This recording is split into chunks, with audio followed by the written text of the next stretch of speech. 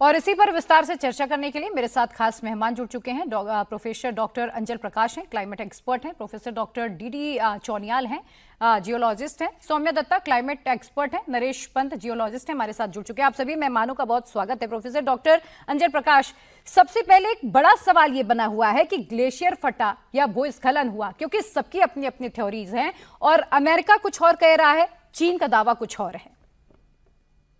नमस्कार आप सभी, आपको और दर्शकों को भी। और पहले तो जो लोग मिसिंग हैं उनके लिए मैं बहुत प्रे कर रहा हूँ कि उनकी सब ठीक ठाक रहे, लेकिन चांसेस बहुत कम लग रहे हैं। आपके जो स्पेसिफिक क्वेश्चन है उसका मैं आंसर देना चाहता हूँ। मैं नेपाल में 5 साल मैंने इसी मोड में काम किया है और हम ये रीजन में हमने बहुत काम किया है। उसके 2-3 रीजन है। जो साइंटिफिक रिपोर्ट है उसका हमें इंतजार करना पड़ेगा कि एग्जैक्टली क्या हुआ, कि इस तरह के जो इवेंट्स होते हैं उसका असेसमेंट जो है वो साइंटिफिक तरीके से होना चाहिए, उसका एक साइंटिफिक रिपोर्ट आती है।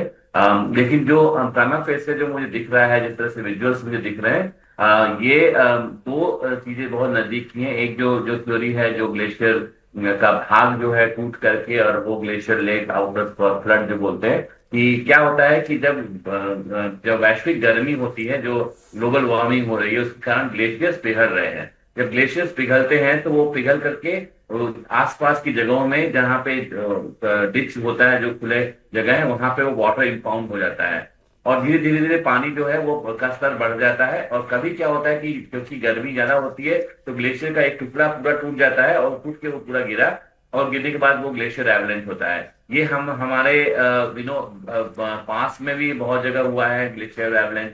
जैसे चमोली में 2021 में हुआ है। फिर माउंट द्रौपदी जो उत्तराखंड में, वहां पे अक्टूबर 2022 में हुआ है। सिक्किम में 2023 में हुआ है। इस तरह की घटनाएं जो है बहुत आम है और हो रही हैं अभी।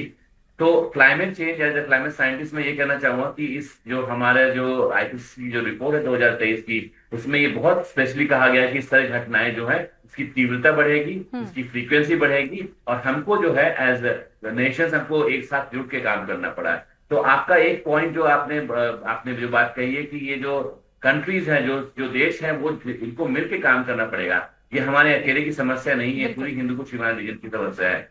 ओवर। बिल्कुल।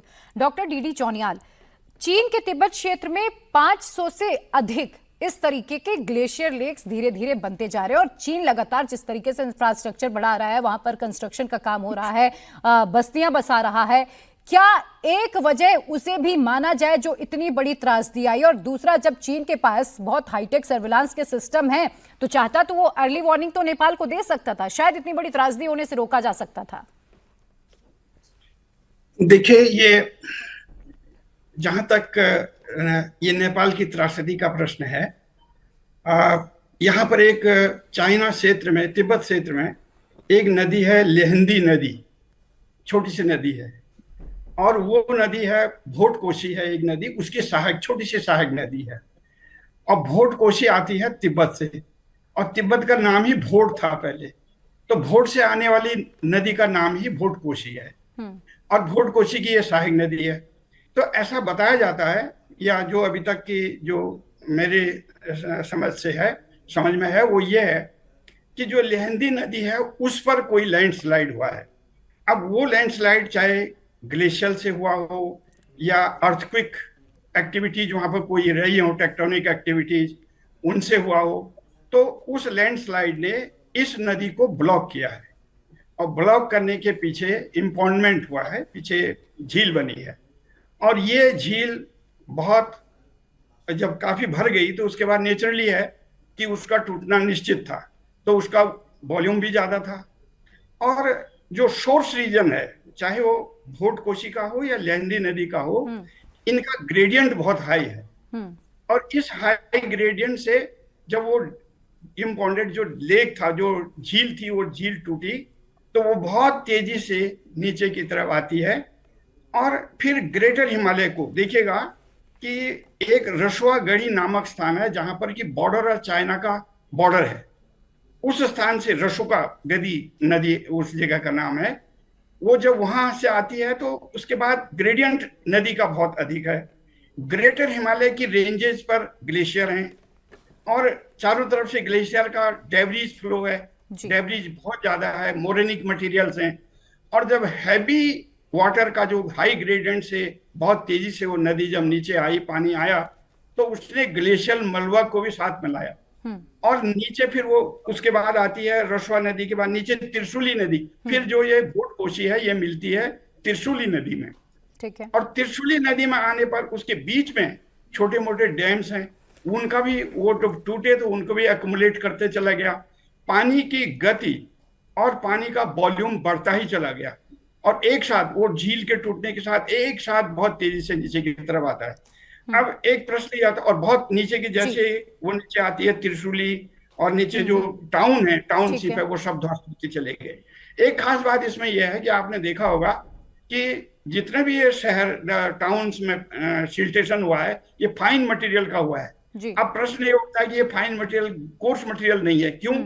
क्योंकि कोर्स मटेरियल तो ऊपर से आया, जैसे ही स्लोप ग्रेडियंट कम हुआ तो कोर्स मटेरियल वहीं डिपॉजिट हो गया, और फाइन मटेरियल जो है ये सिल्ट और क्ले जो है ये नदी के साथ बह करके वॉल्यूम अधिक है, ठीक, स्पीड अधिक है, तो उससे क्या हुआ कि ये पूरा सिल्टेशन हुआ है। ठीक है सर। अब प्रश्न यह है कि ये लैंडस्लाइड हुआ, ये थोड़ा सा प्रश्न है। एक सैटेलाइट इमेज हमने देखी थी, उस सैटेलाइट इमेज में ये लग रहा था कि कोई लैंडस्लाइड हुआ है, उस लैंडस्लाइड से ये सारी क्रियाएं होकर के नीचे की तरफ आई हैं। ठीक है। तो नरेश मेरा पंत जी, कहना ये है जी नरेश पंत जी, आखिर चीन की ऐसी क्या मजबूरी है? कभी वाटर बम के इस्तेमाल का आरोप इस पर लगता है, तमाम कभी वायरस फैलाने का आरोप लगता है, तो चीन पर अक्सर इस तरीके के आरोप लगते हैं। चीन की क्या मजबूरी है, चीन की भूमिका क्या है, और आखिर चीन डेटा छुपाता क्यों है?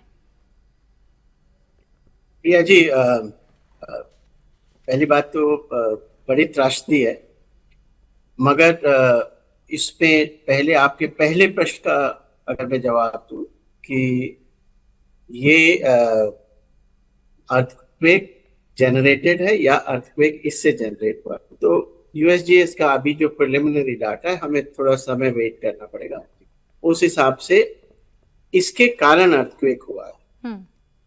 दूसरी का यानी कि इसके कारण अर्थक्वेक हुआ है, ये अर्थक्वेक जनरेटेड ट्रेजेडी या डिजास्टर नहीं लगता है।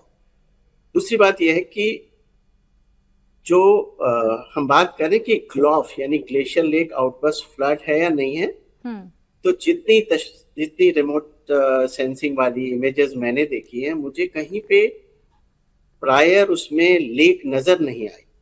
सो इसलिए ये कहना कि ये लेक बर्स्ट हुई है, ये अभी मुश्किल है, जितना अभी तक डाटा अवेलेबल है उससे कुछ ये क्लियर नहीं। ठीक है। आपकी दूसरी बात यह है कि अगर ये नहीं है तो इतना वाटर वॉल्यूम कैसे आया, वो एक mystery. So one of the reason कि हम जिससे कह सकते हैं, वो यूएसजीएस ने भी कहा कि एक बहुत बड़ा ग्लेशियर का हिस्सा टूट के गिरा और उसने ये कंट्रीब्यूट किया, वो ज्यादा रैशनल लगता है एट दिस मोमेंट। जैसे और डाटा आएगा तो हम आपकी जो सेकंड पार्ट ऑफ क्वेश्चन था कि चीन, इसमें चीन की क्या भूमिका या चीन का क्या है, इस केस में देखिए प्रकृति जियोग्राफिक डिविजन्स या बाउंड्रीज को नहीं समझती, अपस्ट्रीम और डाउनस्ट्रीम को समझती है। तो जो अपस्ट्रीम का एरिया है, जो तिब्बत का एरिया है, वहां से जब डाउनस्ट्रीम आएगा तो ये चीजें होंगी। ठीक है। सबसे इंपॉर्टेंट बात यह है, जो कि आपके यहाँ हेडलाइंस में भी हो रहा था जी, कि क्या हम बाकी चीजों को भूल के इस बात पे एग्री कर सकते हैं कि समय पे या थोड़ा समय पहले ये जानकारी शेयर हो सकती थी या नहीं हो सकती। बिल्कुल। अगर कोई गलत चीज है तो वो ये है कि क्या समय पे हो सकती थी, उससे बहुत कुछ नुकसान से बचा जा सकता। ठीक है। सौम्य दत्ता जी, सबसे इम्पोर्टेंट बात ये जी सर, बोले बोले बोले। तो इस हमें जैसे मैंने कहा कि नेशनल बाउंड्रीज या उन चीजों से उठ के इसको एक बड़े परिप्रेक्ष्य में देखना चाहिए कि ये एक नेचुरल इवेंट है, हमारे कारण या ह्यूमन एक्शंस कारण बढ़ गई हो, मगर ये नेचुरल इवेंट जो है उसको सॉल्व करने के लिए हमें इन ज्योग्राफिक बाउंड्रीज के ऊपर आना है, ये इम्पोर्टेंट चीज। ठीक है। सौम्या दत्ता जी, जब मैं इस विषय पर रिसर्च कर रही थी तो कुछ आंकड़े सामने आए। आईसीआई, एमओडी और यूएन की रिपोर्ट ये बताती है कि पिछले दशक में हिमालय के ग्लेशियर 65% तेजी से पिघले हैं। पिछले एक दशक की अगर मैं बात करूं, ग्लोबल वार्मिंग और माइक्रो क्लाइमेट, इस पर हमारे दर्शकों को विस्तार से और बताइएगा कि इसका कितना ज्यादा इंपैक्ट इस तरीके के डिजास्टर में पड़ता है। देखिए, हिमालय का जो परिवर्तन हो रहा है, जिसके प्राइमरी रीजन ग्लोबल हीटिंग है। आजकल ग्लोबल वार्मिंग लोग बोलना छोड़ दिया और एक एम्प्लीफिकेशन फैक्टर काम करते हैं ऑल्टीट्यूड में और लैटिट्यूड में भी। तो हिमालय में जो जिस गति से टेम्परेचर बढ़ रहा है वो पेनिसुलर इंडिया, मतलब भारत का जो निचले वाली हिस्सा है, उससे ज्यादा तेजी से बढ़ रहा है और ये बढ़ेगा भी। तो ये एक फैक्टर है। इस घटना जो हुआ है इसका पीछे देखिए एक बात समझना जरूरी है। अभी तक को जो सैटेलाइट इमेजरी देखा गया उससे ये दिखता है ये जो ऊपर से ग्लेशियर का हिस्सा टूटा, साथ में मलबा गिरा, ये माउंट लैंगटन से हुआ है नॉर्थ फेस में, उत्तरी फेस में। माउंट लैंगटन का नॉर्थ साउथ दोनों फेस नेपाल के अंदर है जियोग्राफिकल। लेंडे खोला जिस रिवर में ब्लॉकेज के बाद टूटा है, पानी जमा होके देन आउटबर्स्ट हुआ है, उस नदी चीन और नेपाल का बॉर्डर में। तो कितनी पहले इसको जानकारी था, कितने पहले, वो तो बाद में पता चलेगा। अभी इसमें कोई एक तरफा हमें डिसीजन लेके नहीं करना चाहिए। लेकिन उससे बड़ा मुद्दा जो हमें इससे सीखना चाहिए जी, भारत का सरकार 189 high risk lake, glacial lake को आइडेंटिफाई कर चुका है। 56 of this very high risk है।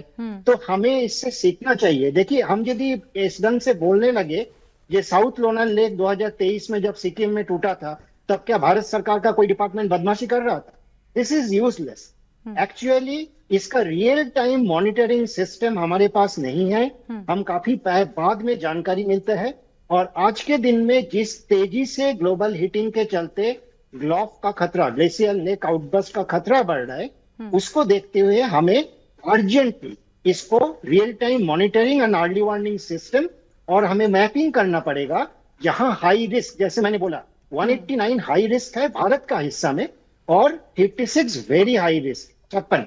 तो इनमें जो डाउन स्ट्रीम एरियाज है वहां हमें अभी से प्रिपरेशन लेना पड़ेगा। और through out the channel, river channel, हमें अर्ली वार्निंग से साथ साथ जहां हाईली वल्नरेबल इंफ्रास्ट्रक्चर, जैसे एकदम नदी का किनारे आप कोई इंपॉर्टेंट इंफ्रास्ट्रक्चर बनाओ, वहां हमें हटाना पड़ेगा। इससे कोई छुटकारा नहीं है।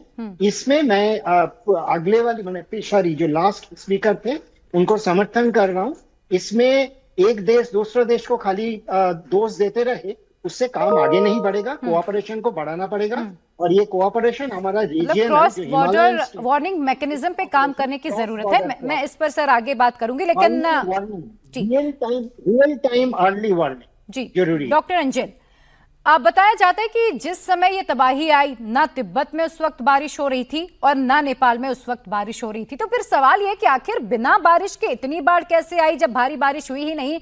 इतना ज्यादा पानी, इतना ज्यादा मलबा आया तो आया कहां से? ये सवाल इस वक्त हर किसी के मन में है।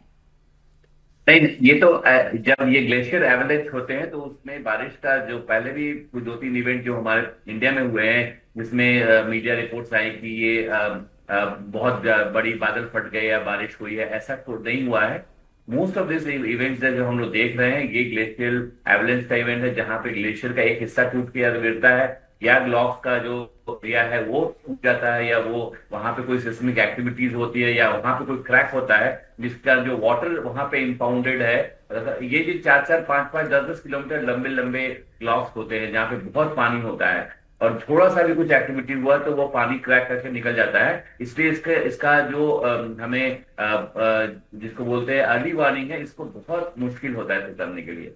तो हर ग्लेशियर, सौम्या जी ने जो बात सही कही, बहुत सही कही कि हर ग्लेशियर लेक का हमें मॉनिटरिंग करना है, खासकर जो क्रिटिकल बताए गए हैं उसका मॉनिटरिंग करना है, जो कि नहीं हो पा रहा है। और कभी कभी क्या होता है कि ग्लेशियर लेक हाई हिमालयाज में कंबाइंड लेक्स होते हैं, जैसे वो इंडिया और नेपाल के साथ में होंगे या चीन और नेपाल के साथ में होंगे, तो इसमें हमें ज्वाइंट मॉनिटरिंग सिस्टम करना होता है, जिसमें हम डेटा एक दूसरे को देते हैं। और वहां पे मेन प्रॉब्लम है तो ये ज्यादा जो मैं एक तो क्लाइमेट चेंज के कारण जो ये इवेंट ऐसा होता है, उससे ज्यादा ये पॉलिसी का इशू है जिसमें देश साथ में नहीं आ रहे हैं। और आपको पता है कि साउथ एशिया जो है वो सबसे ज्यादा कॉन्फ्लिक्ट ड्रिवन स्टेट्स है, क्योंकि वहां सब आपस में एक दूसरे से बहुत सामूहिक रूप से काम नहीं कर पा रहे। ठीक है, तो इसके कारण जी। डॉक्टर डीडी चौनियाल, चीन का तिब्बत ऑटोनॉमस रीजन अथॉरिटीज हैं और उनके पास जो हाईटेक निगरानी नेटवर्क हैं वो हैं। इसके अलावा स्थानीय वैज्ञानिक टीम है जो इन झीलों पर लगातार नजर रखते हैं और उन्हें पहले से अलर्ट मिलता है। इस पूरी घटना को जरा आप ब्रीफ करिएगा। क्या चीन को अलर्ट मिला, उसने नजरअंदाज किया, या चीन ने इस पर ध्यान नहीं दिया? अलर्ट आया लेकिन उसने जरूरी नहीं समझा कि नेपाल को अलर्ट करे। मैडम, ये तो थोड़ा सा इन्वेस्टिगेशन से ही पता लगेगा, डिटेल में जब जाएंगे तो तब पता लगेगा कि ये क्या स्थिति है। लेकिन ये भी मैं मानता हूं कि हमको यहाँ पर जितनी भी ग्लेशियर लेक्स हैं उनको मॉनिटर करना चाहिए। लेकिन अगर मैं आपको धराली की घटना का उदाहरण दूं तो धराली के कैचमेंट पर, धराली का जो इंसिडेंट हुआ उसके कैचमेंट में तो कोई भी लेक नहीं थी। इसी तरह से जब ऋषिगंगा में फ्लड आया तो ऋषिगंगा के सोर्स पर भी कोई लेक नहीं थी, बल्कि वहां पर ग्लेशियर का एक बड़ा भाग टूट करके नीचे गिरा था। और धराली में भी लगभग इसी तरह की घटना घटी थी कि कोई ग्लेशियर का क्रिवास से कोई बड़ा आइस रॉक टूट करके नीचे आई, उसने इम्पाउंड किया ग्लेशियर में ही, उसने रोका, पानी को रोका और फिर वो पानी धीरे से नीचे की तरफ मोरेनिक मटेरियल को बहा के लाया। अब ये बात ठीक है कि चाइना का इसमें क्या रोल है, इस पर तो मैं ये कहूंगा कि अगर वहां पर इस तरह की कंस्ट्रक्शनल एक्टिविटीज अगर चल रही हैं और उसके ब्लास्ट से या उनके एक्टिविटीज से इस तरह के ग्लेशियर का टूटना या लैंडस्लाइड का होना हो, तो ये एक इन्वेस्टिगेशन का एक प्रश्न है कि भाई इसको आगे देखा जाए कि ये क्यों हुआ और कैसे हुआ। और नेपाल का कहना अगर यह है कि हमको वार्निंग नहीं दी गई, क्या वहां पर चाइना कह रहे हैं कि हमें 45 मिनट देरी से वार्निंग मिली है, समय से नहीं मिली। तो अगर क्या चाइना को ये मालूम था कि ये यहाँ पर लैंडस्लाइड हो गया? अगर उनको मालूम था और उन्होंने सूचना नहीं दी तो ये एक प्रश्न है कि चाइना ने ये बहुत बड़ी गलती करी है और इससे नेपाल को काफी नुकसान हुआ है। नरेश पंत जी, क्या हमें त्रिपक्षीय सिस्टम की जरूरत है? चीन, नेपाल और भारत मिलकर क्रॉस बॉर्डर मैकेनिज्म पे काम करें और इस तरीके की घटनाओं को रोके आगे से। बिल्कुल, जरूर इसकी जरूरत है। मतलब साइंस, जैसे मैंने कहा, बाउंड्रीज नहीं जानता। मैं दो बातें और इसी में ऐड करना चाहूंगा क्विकली। एक कि जो हमारी हाई रिस्क लेक्स हैं उन पे काफी फोकस है। हर स्टेट जो SDMA है, डिजास्टर मैनेजमेंट है, वो उस पे फोकस करके काम कर रहे हैं। मैं जानता हूँ इस बात को, कई जगह पे रियल टाइम मॉनिटरिंग की पूरी कोशिश हो रही है और डाटा जनरेट हो रहा है। So that is something which we are taking care of in India. तीसरी बात, मैं एक चीज और इसमें डालना चाहूंगा या कहना चाहूंगा जो कि बड़ी इंपॉर्टेंट है, जो कि इस इवेंट से भी वो रिलेटेड है। पहली बात तो ये नेचुरल इवेंट्स है। ये डिजास्टर तब हो जाती है जब पॉपुलेशन को इससे इंटरेक्ट करती है। अदरवाइज ये आदिकाल से होती हैं। अगर हम कहें जियोलॉजिकल टाइम में तो ये होती हैं। सो इशू ये है कि कहीं हम इसमें कुछ कमी करते हैं, मगर इसमें सबसे बड़ा एडिशन जो होता है, आप देखिए तस्वीर जो साथ में दिखा रहे हैं, इसमें बहुत सारा सिल्ट और लूज मटेरियल है। वो लूज मटेरियल किस लिए है? क्योंकि जब हम छेड़छाड़ करते हैं उन चैनल से, कंस्ट्रक्शन वगैरह करते हैं, तो हम उसको मैनेज नहीं करते, जो मटेरियल आता है जो लूज हो जाता है और वो बाद में एक तरह से नुकसान का कारण होता है। सो मुश्किल ये है कि हमें उस लूज मटेरियल, जिनको हम सेडिमेंट्स वगैरह कहते हैं, कई साइजेस के हैं, उसको मैप और मैनेज करने की जरूरत है, जिससे नुकसान डाउनस्ट्रीम में कम से कम। डॉक्टर अंजल, इसका भारत पर क्या असर पड़ेगा? क्योंकि अब बिहार के 9 जिले हाई अलर्ट पर रखे गए हैं, उत्तर प्रदेश के 6 जिले हाई अलर्ट पर रखे गए हैं। भारत में इस त्रासदी का क्या असर होगा? ये देखिए, सबसे बड़ी बात तो आपने खुद ही कहा, जो 2 स्टेट्स हैं जो कि नेपाल से लगे हैं, जिनकी जो पानी है वो कंपाउंड विरासत है।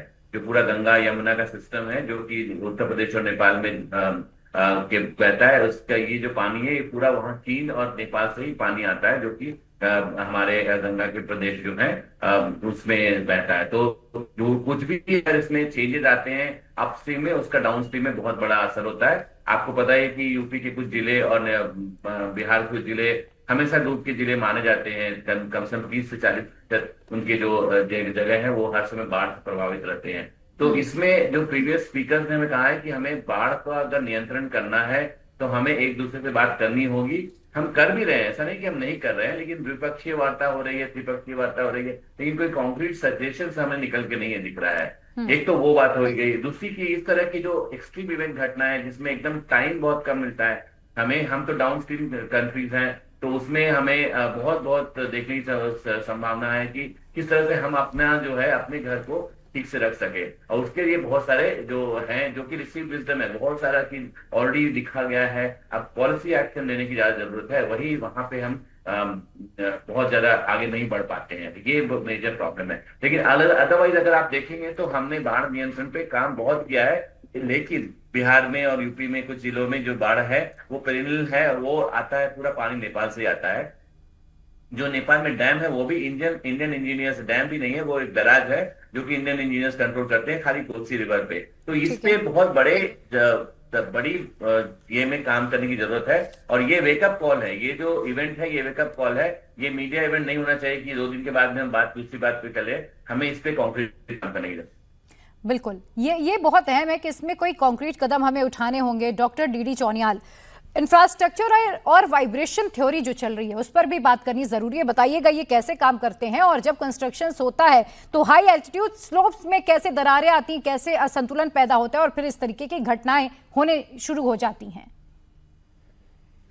देखिए मैडम जी, हिमालय एक बहुत ही संवेदनशील पर्वत है और यहाँ पर सेंसिटिव बहुत एरिया है। यहाँ की चट्टानें बहुत ही वल्नरेबल हैं। यहाँ पर अगर आप हिमालय को देखेंगे तो हिमालय में इस तरह की एक्टिविटी होना एक प्राकृतिक प्रक्रिया है, ये होती ही रहेंगी। ग्लेशियर हो, लैंडस्लाइड हो, टेक्टोनिक अर्थक्वेक्स हो, ये तो यहाँ होती आती रहती हैं। अब प्रश्न ये है कि जब इस तरह की एक्टिविटीज होंगी, कभी इनका पता, अब ग्लेशियर लेक का तो हम मॉनिटरिंग कर लेंगे, लेकिन लैंडस्लाइड को हम मॉनिटरिंग नहीं कर पाते कि वो कहाँ पर होगा कहाँ नहीं होगा।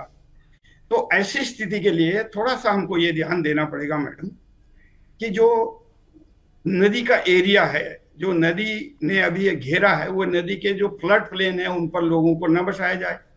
जब नदी पर हम डैम बनाते हैं, नदी के किनारे पर बसते हैं, पुल बनाते हैं, तब हम कहते हैं यह विकास है, और जब नदी अपना स्थान लेती है तब हम ये कहते हैं ये विनाश है।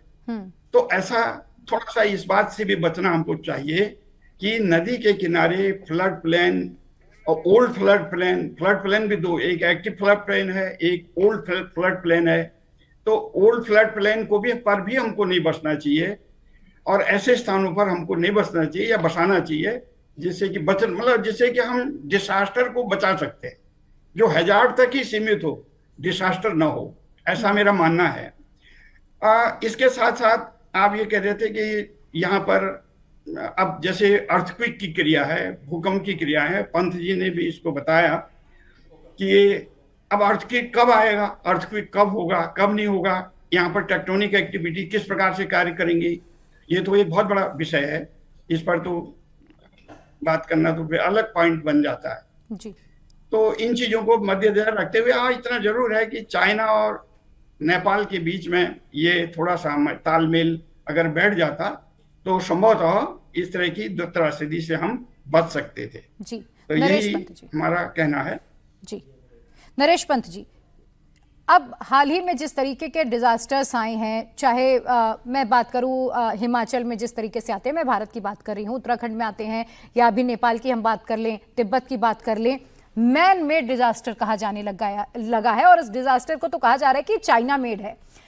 इसका समाधान क्या है, सॉल्यूशंस क्या है, क्या वैज्ञानिकों के पास कोई ऐसे ठोस कदम है ताकि इस तरीके के सिचुएशन को आगे रोका जा सके? जरूर, मैं अभी प्रिया जी इस बात से एग्री नहीं करूंगा कि ये चाइना मेड है। पहली बात है अभी जब तक और डाटा नहीं आता, क्योंकि करीब 15 किलोमीटर चाइना की बाउंड्री से दूर से पानी शुरू हुआ या जो हुआ। मगर दूसरी बात पे आते हुए, जानते हैं सबसे बड़ी इंपॉर्टेंट चीज है इंडिया के लिए, इंडिया काफी वल्नरेबल है हाइड्रोमेट्रोलॉजिकल डिजास्टर्स के लिए। सबसे बड़ी बात यह है कि जो हम डेवलपमेंट कर रहे हैं उसमें प्रॉपर जियो साइंटिफिक इनपुट लें। जियो साइंटिफिक इनपुट इस हद तक जरूरी है कि मैं आपको बता ही नहीं सकता। हम इन खतरों से, जैसे मैंने कहा, नेचुरल चीजें होंगी मगर हम उनका नुकसान बहुत सारा कम कर देंगे। एक बहुत बढ़िया एग्जांपल है कि जो नुकसान पहले जब चक्रवात आते थे और होता था कुछ साल पहले, कुछ दशक पहले, और अब जो चक्रवात अभी भी आते हैं मगर नुकसान कम होता है, तो हमने उसकी एक सेफ्टी प्लानिंग कर ली है। उसी तरह की प्लानिंग जो ये हाइड्रोमेट्रोलॉजिकल डिजास्टर्स हैं उनके लिए जियो साइंटिफिक इनपुट से होगी और होनी चाहिए। उसमें ये सारी बातें आएंगी कि बसावट कहाँ होनी चाहिए, कहाँ पर सेडिमेंट निकलेंगे और कहाँ पे डिपॉजिट होंगे, तो खतरे का जोन कौन सा है, ये सारी चीजें उसमें आती है। मगर उसके लिए वो प्लानिंग की जरूरत है और उस प्लानिंग में ये इनपुट की जरूरत है। वो अभी हम नहीं कर रहे। अभी हमारी प्लानिंग में वो इनपुट पूरी तरह से नहीं आता है। तो ये इस साइंस को हमें अगर इस प्रोग्राम में ले आए या इन चीजों में ले आए तो हमारा डेवलपमेंट काफी सस्टेनेबल हो सकता है। मैं ये जी डॉक्टर अंजल, ये जो घटना है, हालांकि ये कहना बहुत जल्दी होगा कि इसके पीछे का कारण क्या है, लेकिन कुदरत का कहर अगर मान लीजिए माना जाए, क्लाइमेट चेंज की चेतावनी, जो सिग्नल हमारा बार बार क्लाइमेट चेंज से हमें मिल रहा है या कहा जाए कुदरत हमें सिग्नल कर रहे हैं। डॉक्टर डीडी, मैं आपसे ये सवाल पूछ रही हूँ, जिस तरीके से हमें बार बार सिग्नल्स मिल रहे हैं, अभी भी वक्त है कुछ ऐसे ठोस कदम उठाने चाहिए, अन्यथा ये बर्बादी बढ़ती जाएगी। निश्चित रूप से मैडम, ये जरूर इस पर बात होनी चाहिए। वाडे इंस्टीट्यूट में एक सेमिनार हुआ था, तो उसमें काफी लोग यूसेक के लोग आए थे। उन्होंने इस पर काफी काम भी किया है। वो कर रहे हैं कि सैटेलाइट इमेजरी के द्वारा वो ये देख रहे हैं कि क्लाइमेटिक चेंज का ग्लेशियर के रिसीडिंग पर कितना प्रभाव पड़ रहा है और कौन कौन से ऐसे एरियाज हैं जो धराली की घटना हुई, उस घटना के बाद ये देखने का प्रयास किया कि क्लाइमेटिक चेंज का प्रभाव किन किन एरियाज में ज़्यादा हो रहा है। मतलब मेल्टिंग अगर है या ग्लेशियर के जो आइस रॉक हैं, उन आइस रॉक का टूटना, उससे टेम्परेरी लेक बनना, उसके बाद दूसरे जगहों पर जैसे इम्पाउंडमेंट हो जाना, कई इस तरह की घटनाएं हुई जिससे कि काफ़ी नुकसान हुआ है डाउनवर्ड साइड में। तो उस पर मॉनिटरिंग तो हो रहा है और करना चाहिए, इस पर जरूर करना चाहिए। और हमको एक चीज जरूर देखनी चाहिए कि उन जो ऐसे स्ट्रीम्स हैं, जो पेरिनियल स्ट्रीम्स हैं, जो ग्लेशियर से उद्गमित हैं, उन स्ट्रीम्स पर कोई भी पावर प्रोजेक्ट अगर बनाया जाए तो उसका जियोलॉजिकल, जियोमॉर्फोलॉजिकल पूरा इन्वेस्टिगेशन किया जाए और इसके कैचमेंट में ये देखा जाए कि कितना ग्लेशिएटेड एरिया है, कितना इसमें ग्लेशिएटेड डेब्रीज है और किस गति से अगर इस तरह की कोई घटना घटती है तो इसका प्रभाव यहाँ के डैम पर पड़ेगा। तो डैम का साइज और डैम की जो पूरा जो उसका आर्किटेक्चर है वो उस तरह से बनाया जाए या न बनाया जाए। तो इस तरह की घटनाएं जरूर देखी जाए, क्योंकि जो जिन छोटे छोटे ग्लेशियर जो हैंगिंग ग्लेशियर है उनके कैचमेंट पर ग्लेशियर हैं और जब वो टूटते हैं तो बहुत तबाही करते हैं नीचे की तरफ, जैसे कि ऋषिगंगा में हुआ था। और सर इस वक्त एग्जांपल हमारे सामने है भी जी, इस वक्त एग्जांपल हमारे सामने है भी, नुकसान हुआ था। तो उन एरियाज को हमको अवॉइड करना चाहिए कि यहाँ पर